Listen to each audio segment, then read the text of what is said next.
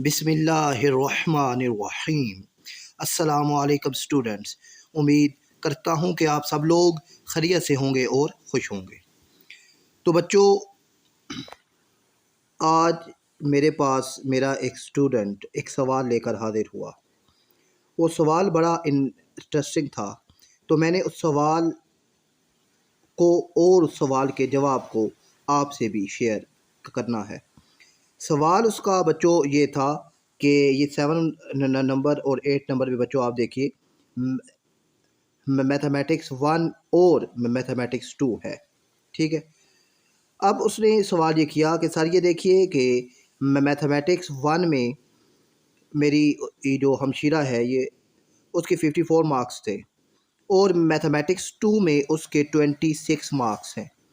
तो हालांकि 100 में से 33% वाला पास होता है, तो उसके 26 मार्क्स हैं। तो वो पास कैसे है, यहाँ पर आप देखिए, तो यहाँ पर मेंशन है कि ये पास है। तो सर मुझे आप ये बताइए। तो बच्चों, सवाल आपको समझ आ गया है। तो बच्चों ये देखिए कि ये मैथमेटिक्स 1 100 मार्क्स का और मैथमेटिक्स 2 100 मार्क्स का, तो टोटल हो गया आपके पास 200। अब ना बच्चों, आपको पासिंग मार्क्स जो हैं वो रिक्वायर्ड हैं 33%, यानी 33 मार्क्स आपको पास होने के लिए रिक्वायर्ड है। अब मैथमेटिक्स 1 में उसके मार्क्स हैं 54, ठीक है, और मैथमेटिक्स 2 में उसके मार्क्स हैं 20। तो आप इन दोनों को अगर ऐड करें तो 54 और 50 60 70 और 88 10 80, तो उसके इन दोनों का जो समीशन है वो 80 मार्क्स है, ठीक है। और अब एक मैथमेटिक्स 1 में पास होने के लिए 33 मार्क्स रिक्वायर्ड थे, तो मैथमेटिक्स 2 में पास होने के लिए भी 33 मार्क्स रिक्वायर्ड हैं। तो टोटल ये हो बनते हैं 66। टोटल 66 मार्क्स होंगे तो आप पास होंगे, ठीक है। तो उसके मार्क्स कितने बन गए, दोनों का सम 80।